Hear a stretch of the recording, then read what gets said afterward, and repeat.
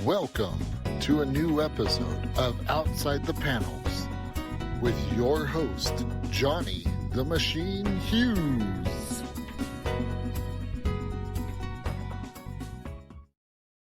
Welcome everyone to an episode of Outside the Panels. I'm your host, Johnny the Machine Hughes, slightly tanned from a trip to Mexico, but let's not get into that too much. Whilst I've been away, the Kickstarter fairies have been working their magic, and we have yet another fantastic Kickstarter to talk about this time. Joining me for this episode is co-creator, co-writer of Frankenstein The Unconquered. It is Dalton Shannon. Hey, how's it going? I'm very well, sir. How are you?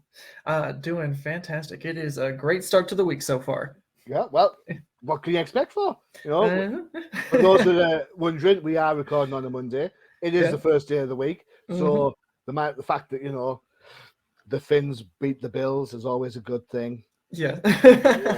Come on. Yeah, I'm a Vikings guy. They pulled it off yesterday too, so it's pretty good. There you go. Win-win chicken dinner all the way around. Yeah. Although, of course, the Vikings didn't block their own punt, but that's a different matter. Right. Enough football. We're here to talk about your fantastic Kickstarter that's going on. Frankenstein The Unconquered. Tell us, what is the 411? What's this book all about?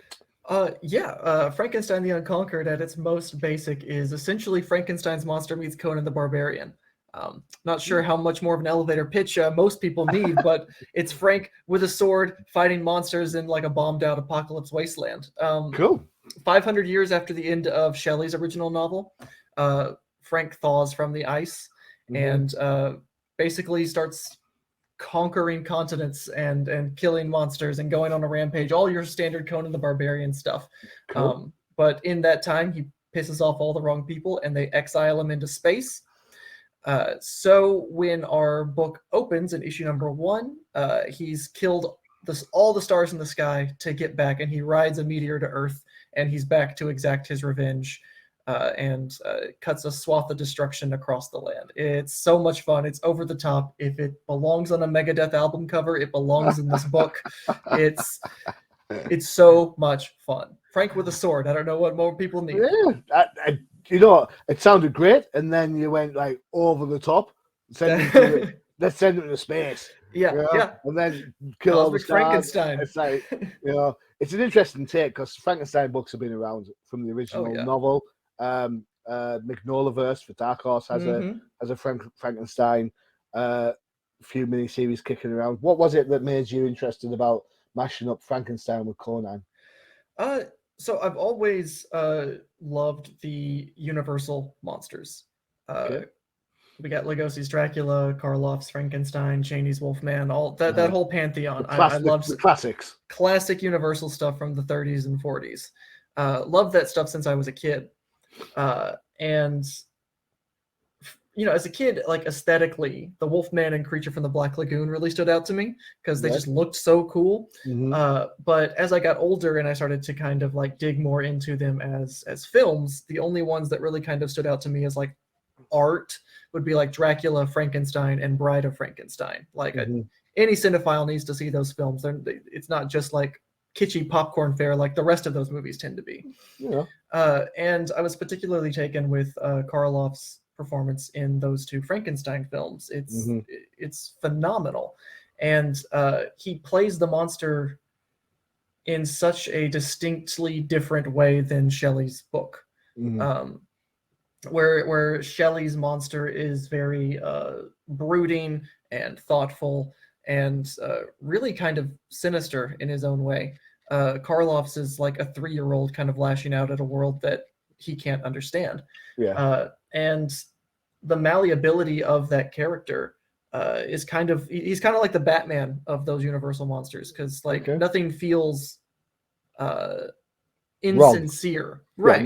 Like you can do Alvin and the Chipmunks meet Frankenstein, and you can do Frankenstein the Unconquered, and it all feels right. Just like Adam West or Christian Bale Batman. And I really like the malleability of that. And then just seeing, because originally I was like, oh, Frankenstein in space, that'd be cool, with like a sword and a ray gun, and he goes across the cosmos fighting things. But then that image of him with like the long hair and the sword, I was like, this is Conan. Like, it was like such a striking image that I was like, has nobody really ever done this before? What? How is this not? So I jumped. I was like, okay, we're doing barbarian fiction with Frankenstein. It's too good to pass up. And because it's Frankenstein's monster, we can do things Conan can't. Like, we can go even more over the top than Howard ever could, and it's a lot of fun. It's interesting you talk about the malleability of Frankenstein. The fact that there's been the classic movies you mentioned. Of course, you've got the Kenneth Branagh version that was around not so long ago. The various versions of Frankenstein that appeared in comic books. I would even go as far as to say the movie RoboCop, to an extent. Yes. Yeah. The original '87 movie is a Frankenstein movie. Oh yeah. There's tons of Frankenstein permeates the culture almost as a genre into itself. Like, there's so much of that groundwork that Shelley laid that is it's so juicy. Like, to life from disparate parts. It's monstrous. It's gorgeous. It's Hulk-esque. Hulk-esque. When the Hulk it's from very, the 70s, from the Hulk. 70s show, that the Hulk is always, he's angry, then he sees a little bunny rabbit, and then he chills out, and then, and of course the Hulk connotations. I mean, it wasn't that long ago the Hulk was sent to space. Yes. To do his the world breaker, the smash Hulk smash space sort of thing. Yes. So the different influences going on there. So there's yourself and there's Wells Thompson, who worked as a co-creator, co-writer with you on this. Yes. How did that initial idea form? Was it yourself who and Wells just had a conversation, or did one come up with the idea and think, but what about, and then go from there? Yeah. So usually how our partnership works is I will call Wells at like 4 a.m. and be like, dude, okay, listen. I'm like, he's like, who is this again? Yeah, it's like, he's like, lose this number. But I'm like, Frankenstein meets Conan the Barbarian. And, usually when I send him a ridiculous idea, he's like, okay. And then I said, Frank meets Conan. And he was like, okay, we can do that. We can work with that. And it's great because we balance each other out very well. Because I'm really great at like the action, the momentum, the over the topness, like the image, dialogue, characters, the momentum of the piece. And Wells is really great at taking the characters, grounding them, giving them great voices, and then sewing that thematic energy through it, and giving us that the groundwork, so it's not just like pretty aesthetics. There's also like something deeper there that we can kind of chew on. And with Frankenstein, it's worked out beautifully because we get to have these beautiful like narrative captions and soliloquies, and we also get Frankenstein riding a meteor and punching a werewolf through the back of the head. Like, it all comes together thanks to our strengths. It's great. Cool. So how long have you worked together? How did you guys meet? So we met in college. Oh God, it's getting close to 10 years now. We met through my wife in college. And then we ended up taking a few writing classes together. He was an English major, I was a writing major, and so we ended up in each other's wheelhouse. And we became pretty good friends. But after college, we kind of went and did our own thing for a bit. He was kind of struggling to get a novel off the ground, and I was struggling to make comics work. And eventually I was like, okay, look, I can't get this comic to work. Can you take a look at it and see what I'm doing wrong? And then he sends it back to me. He'd never written comics before, so it was like it was like in a film script almost. And he was like, yeah, try that out. And I was like, oh my God, you fixed it. Like, it works now. And I was like, how do you feel about doing comics? And he was like, well, prose isn't working for me. Let's try it. And so we've been working together professionally, I would say, for about 5 or 6 years now. And Frankenstein's been with us pretty much from the beginning. It's just now we're finally gotten into an ongoing series status. So it's very vindicating to see the support for Frank pour in, because we've been working hard on Frankenstein for a long time. It's interesting you say the vindication element there. Looking at your Kickstarter page, in fact, I tell you what, why don't we just do that exactly? I tell you what, let's jump. Hey, there we go. Let's jump straight to that. Let's be Hell clever yeah. about this. Show not tell is the first storytelling trick, right? Yeah. Is that it? That is it. Booyah! Show it on the screen. We've got a visual trailer, so we can have a look at that as well. So, talk about vindication. You have got 23 days left to go at the time of recording. You have got a whopping 233 backers. That's immense. I know. And you've already hit your target. Yeah, so in dollars. So you wanted a $5,000 goal. The rate of exchange is absolutely terrible right now. So it's 5,895. So you've absolutely smashed it, and you've still got practically a month to go. Absolutely well done. That must give you such a buzz to know. It's great because I mean the first Frankenstein campaign for issue number 1 was our most successful campaign, and even that got funded in like 2.5 weeks. And now we're doing issue 2, and that got funded in 3 days. And we're like about $100 away from our first stretch goal already. Like it's wild to see, and thanks in no small part to like our incredible team that we have on this book bringing Frank to life, because it'd just be words on a page if it wasn't for them. I think people are really responding to it, and it makes this little gremlin inside my head very happy. Let's have a look at the video. All right, go for it. Let's see how this goes. Here we go.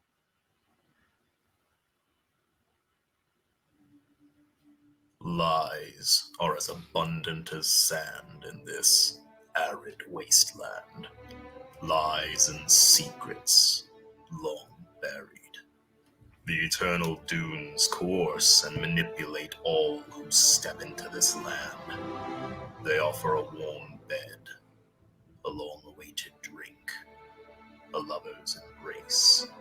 But the sky burns. The air dances before the eyes, and when the sweat can no longer drip, the hideous truth begins to whisper.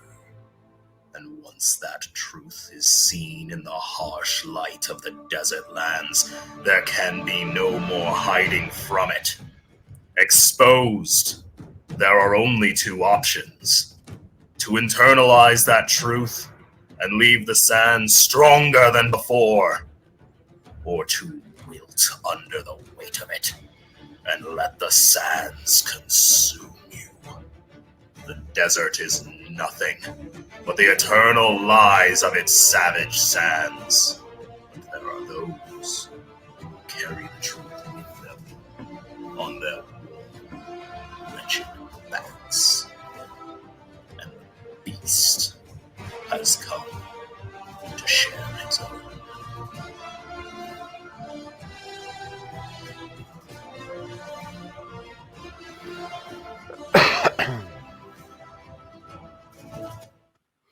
Wow, there you go. Whew. Yeah, there's a lot going on there, isn't there? Yeah, there was you heard Wells being the narrator in that one. He's got a great face for radio. That'll explain why he's absent either. All right. We love you, Wells. I'm going to get away with that one, aren't I? Yes.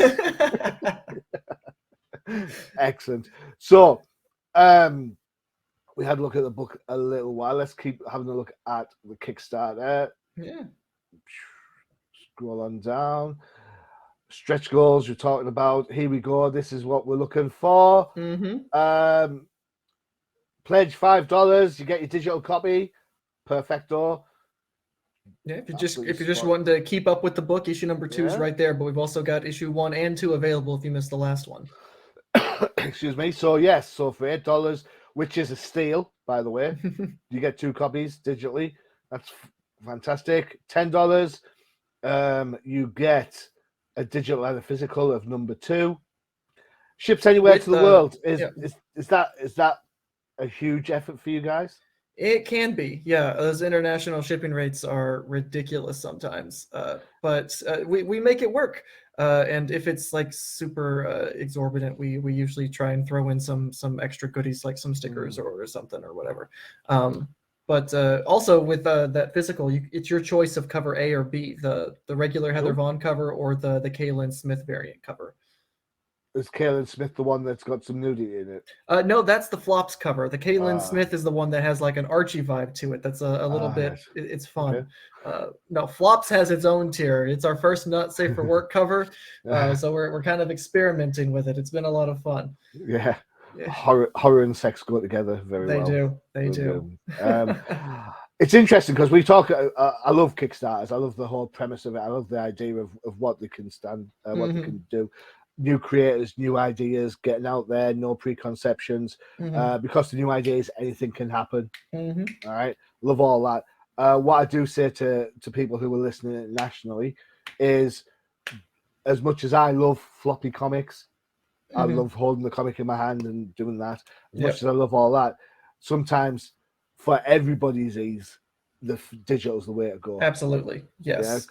Digital has transformed the way we do art in general, and it's great to be able to offer at least the base comic itself, so that everyone gets a chance to try it out. Cool.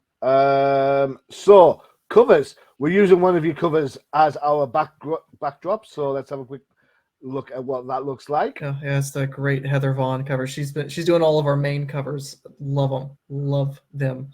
There you go. That's what that looks like. I absolutely love this. It's so evocative of horrors and devils and demons. It's absolutely brilliant. I like this a lot. She's got this great like almost surreal pulp vibe to it. Which is exactly what we want for Frankenstein, to appeal to those pulp roots of his. Excellent. I like that a lot. When it comes to the art of the book, so the art for the book is, let me just get my stats up. Let's see, Mary Landreau, is that right? Yes, Mary. She's, I believe, like 24, 25 Canadian woman who is sweet as can be and loves drawing monsters doing monstrous things. It's great. She's you can look at her socials and she's like drawing Batman and Joker all the time, but she's also worked with Todd McFarlane on some Spawn property stuff. Oh, cool. And she always just seems so excited when she gets a script, because she's like, I don't get to draw this stuff hardly ever. Yeah. And now I get to draw a guy getting his head chopped off from a wagon wheel. It's great. What's it like? Because comic process seems in its essence quite simple from a process, right? So you've got a co-creator, you've got a writer. They're then handing the script to an artist. The artist then does the art, goes to a colorist, who then does the colorist. There might be an inker involved, and then the letterer gets it at the final stage, and that's when you realize you spelled something wrong. Always, inevitably. With you guys, you're two co-creators, so there's yourself and Wells. Both writers.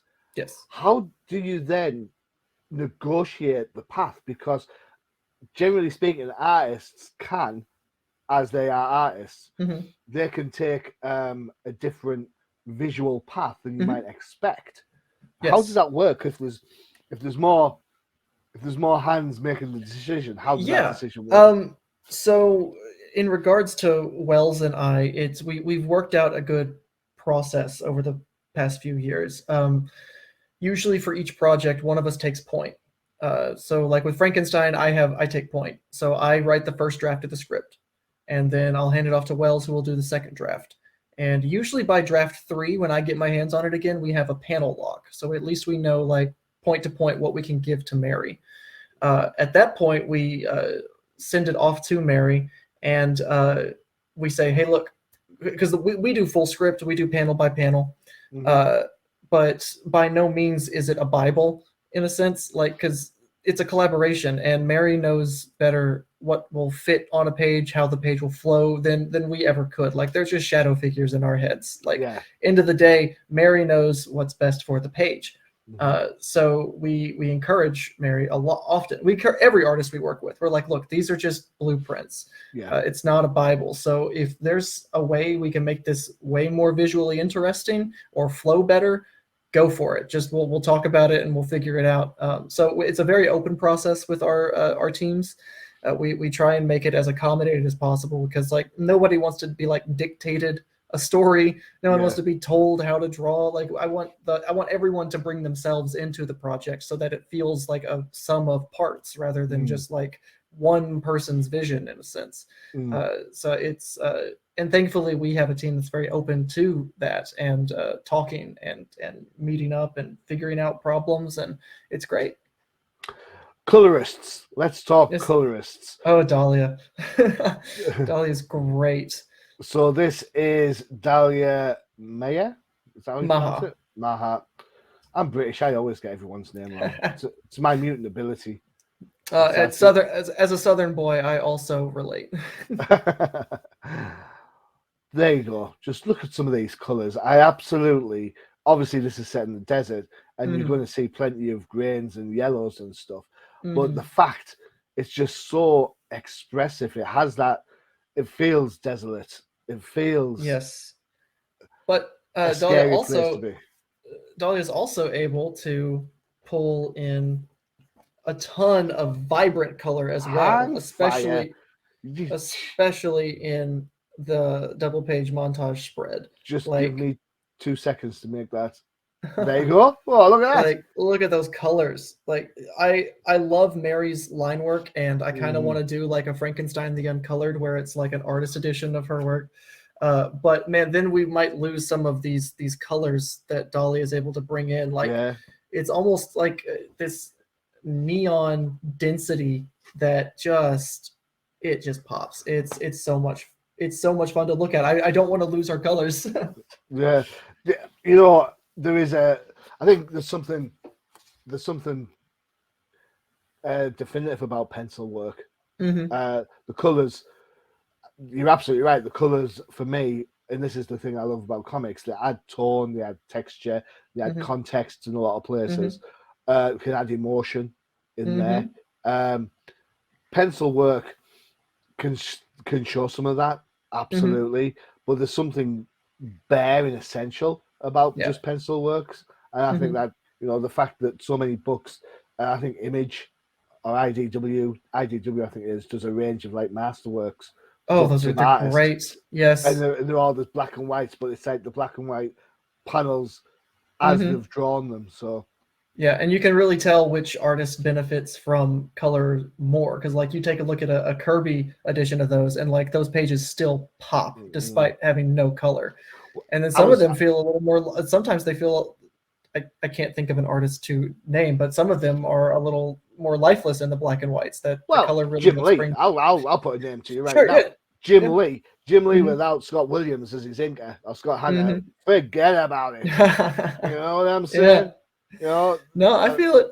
A lot of those heavily rendered guys can get a little lost in the ink sometimes. Yeah, definitely. So sometimes they need that inker to sort of clarify the element.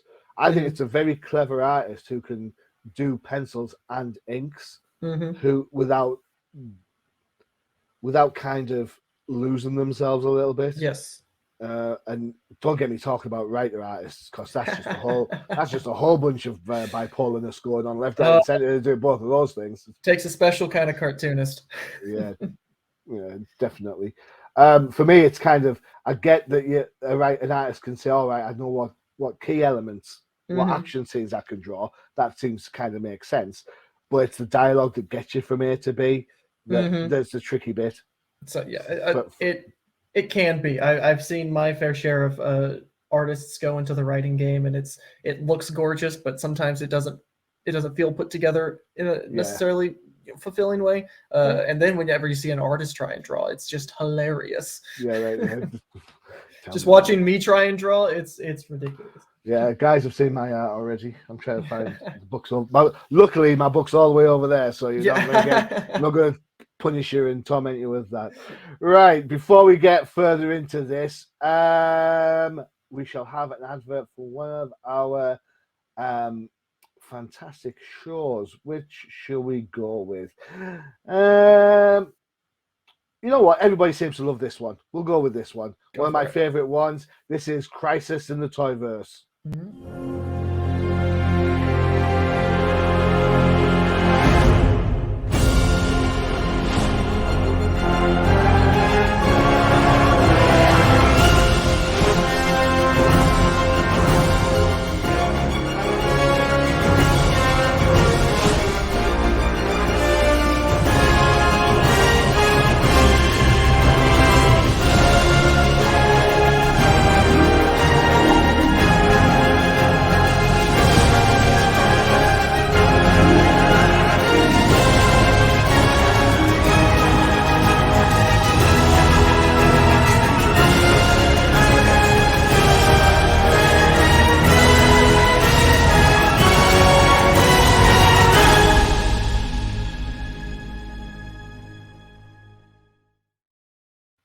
Every time I watch that advert, I come away feeling hungry.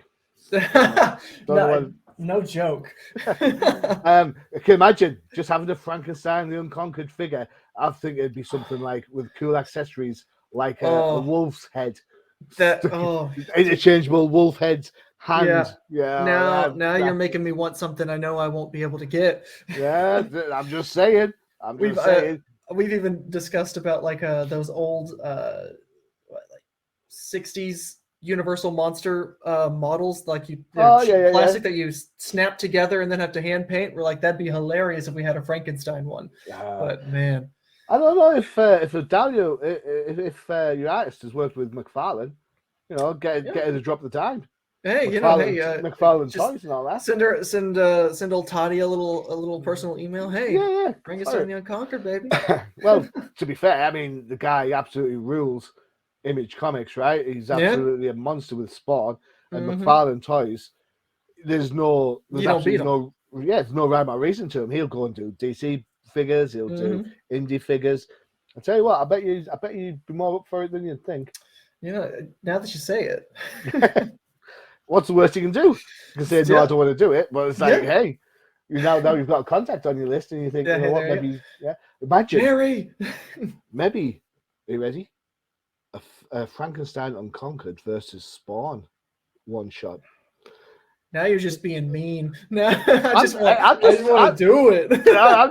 I'm just trying to help you out. You know what I'm saying? Or the Spawn suit taking over Frankenstein. Jeez. Okay. There you go. See.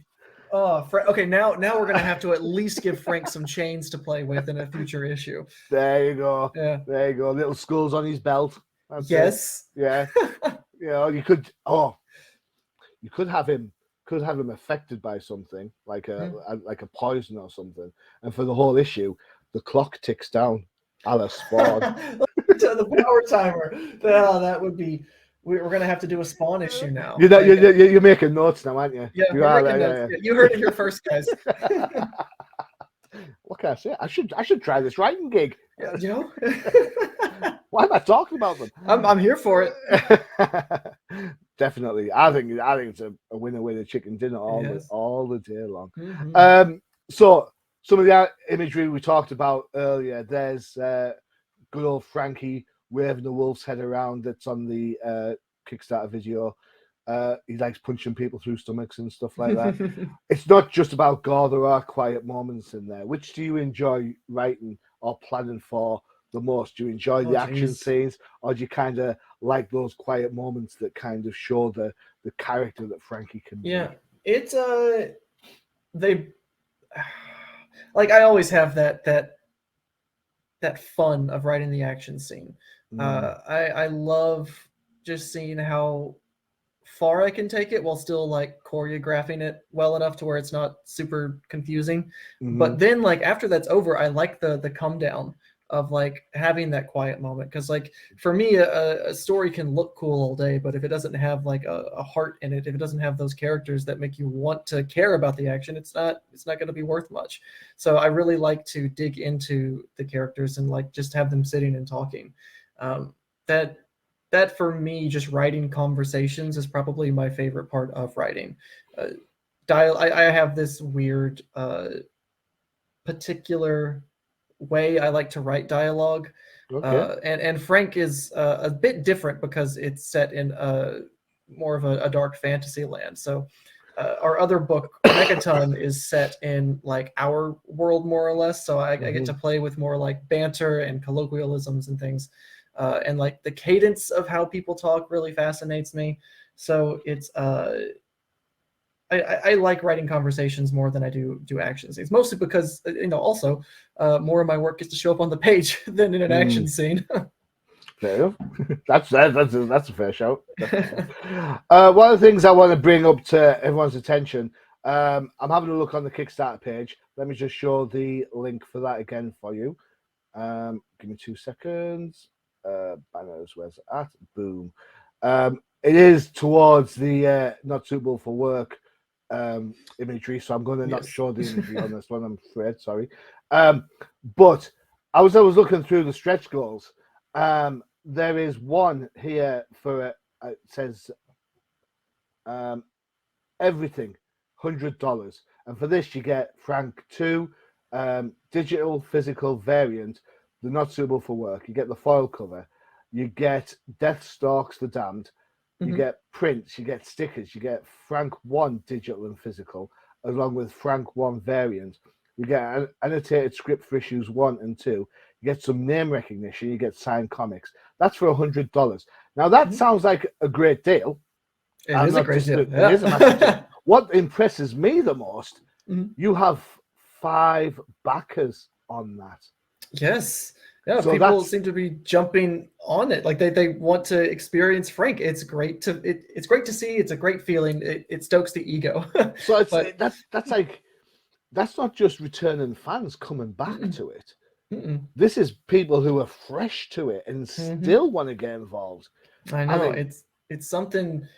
I don't know. I'm not used to people responding so well to projects. Like, I mean, we've had successful. Every Kickstarter we've run has been successful, and it's always great to see the response to those. But to see this one in particular and how strongly people have been reacting to it, that's been great. And to see them like so wholeheartedly jump into the deep end with that everything tier, like, welcome guys. I'm glad you're here.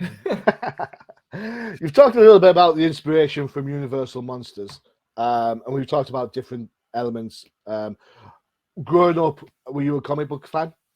Oh yeah, no. Comics are the only thing I actually care about. Like, I was going to say, you can't care about the Vikings that much. You've got a Green Bay Packers sticker behind your head.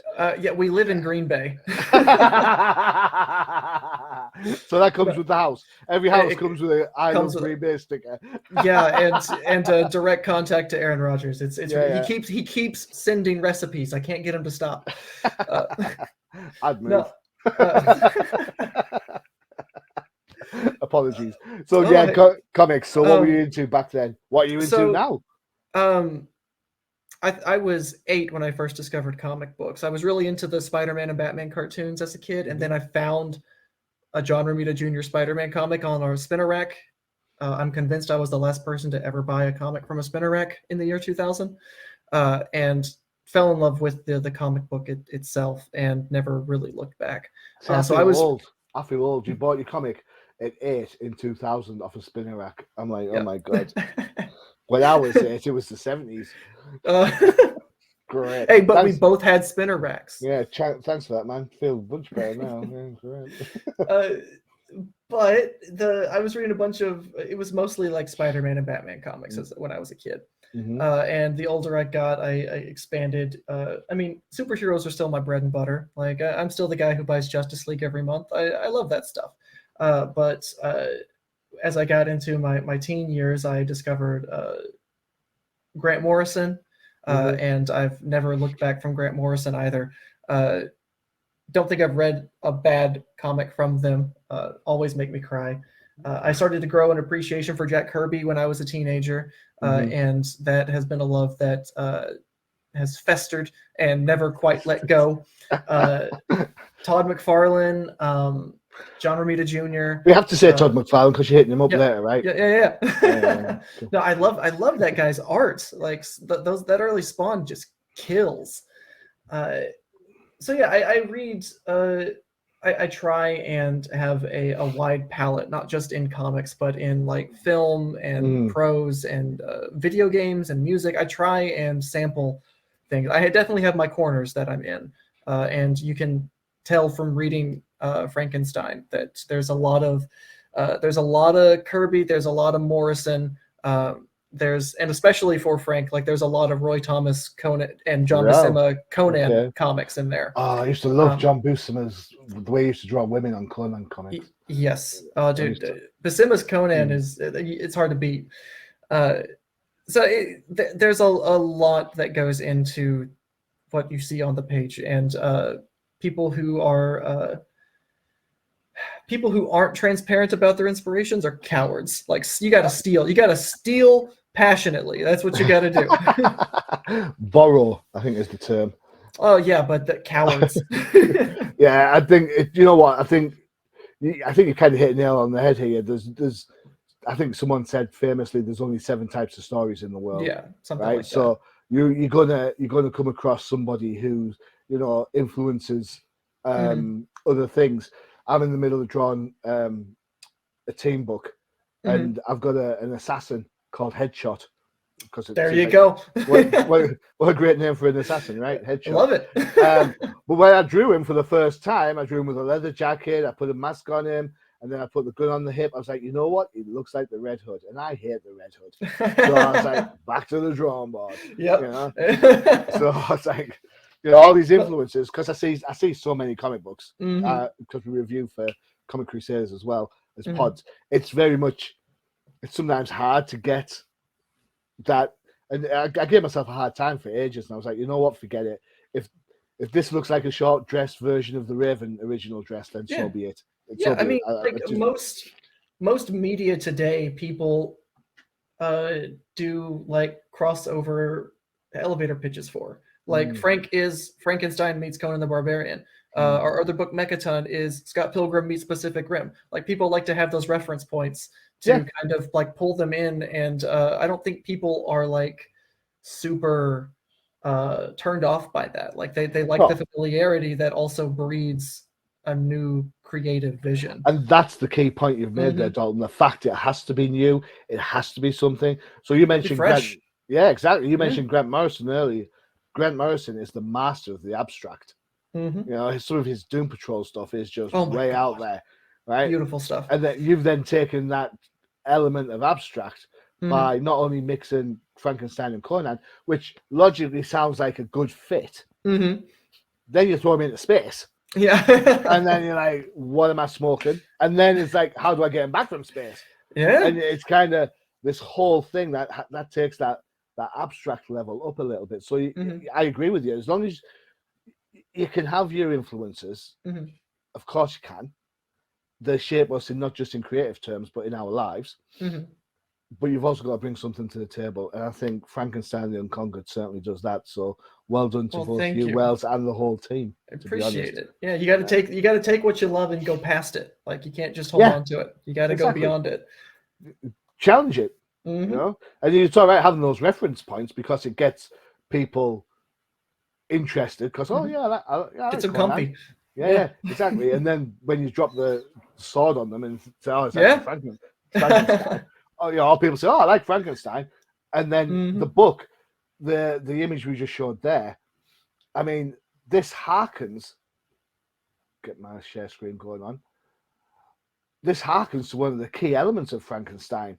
That whole quiet moment, that reflective moment, especially from the original Karloff movie, where he was having those periods of quietness that kind of soothe his soul a little bit against the angry villagers that are always trying to, you know, kill him and stuff. So, you know, I think you've absolutely hit the nail on the head when it comes to the Frankenstein element, definitely.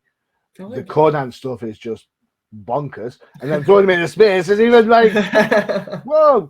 So, you know, you've got it going on there. So the book looks great.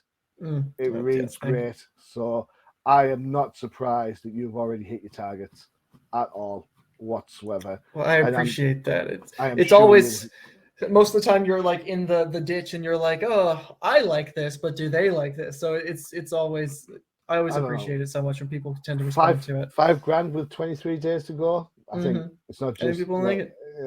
Yeah. It's still got ages to go, man. Absolutely ages.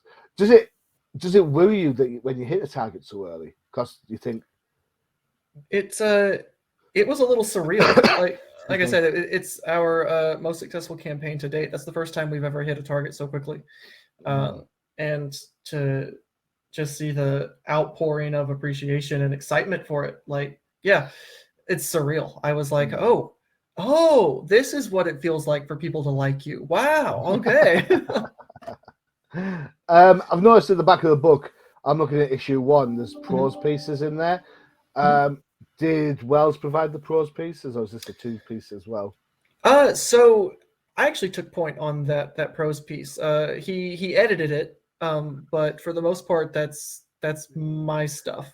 I can imagine I did it through gritted teeth. Damn it, writing prose things. Prose is my bag, not his. Oh yeah, no, prose.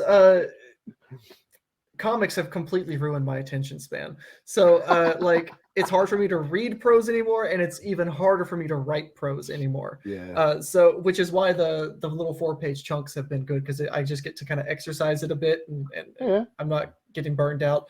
But we really wanted to kind of throw back to like the Howard pulp brutes of Conan with the prose, and do kind of like a story set before Frank gets thrown into space, back when he's kind of king of the land, and just have this adventure with a lot of intrigue and mystery to it, and it gives me the chance to really like flex my my muscles to try and build a scene with words rather than just like asking Mary to draw a cool thing. Now I have to like build it myself, and it's an exercise, but it's a lot of fun, especially because I have no idea what's coming next, because we just put that as a stretch goal in the last campaign, that we were going to include the 4 pages of prose, and then we hit that stretch goal, and I was like, okay, what's the story? And then I just kind of like stream of consciousness wrote it, and I hit the word count, and I was like, done, and I sent it to Wells for editing, and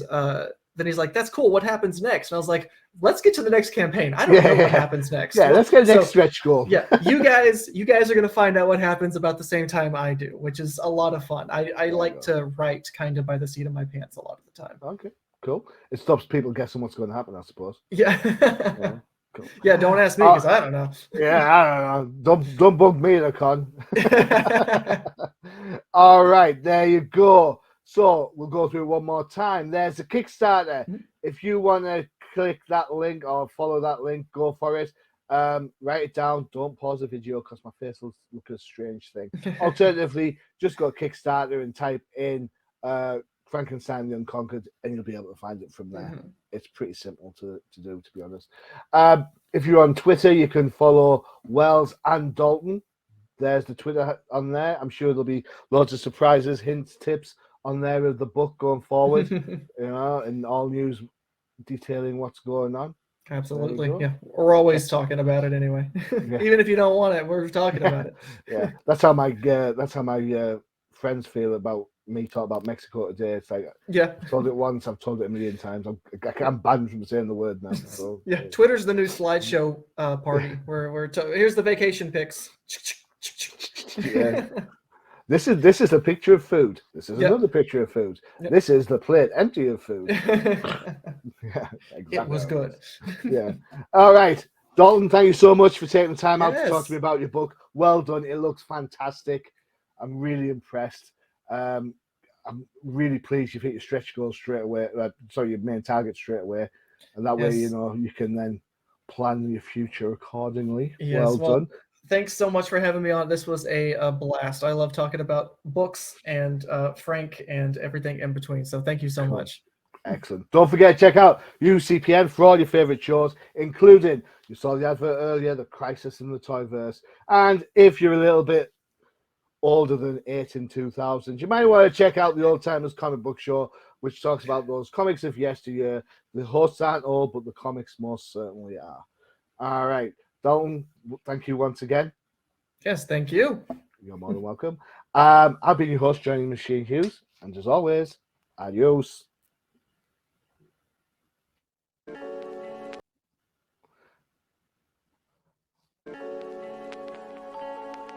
Visit undercovercapes.com for the latest and greatest podcasts via the Undercover Capes Podcast Network.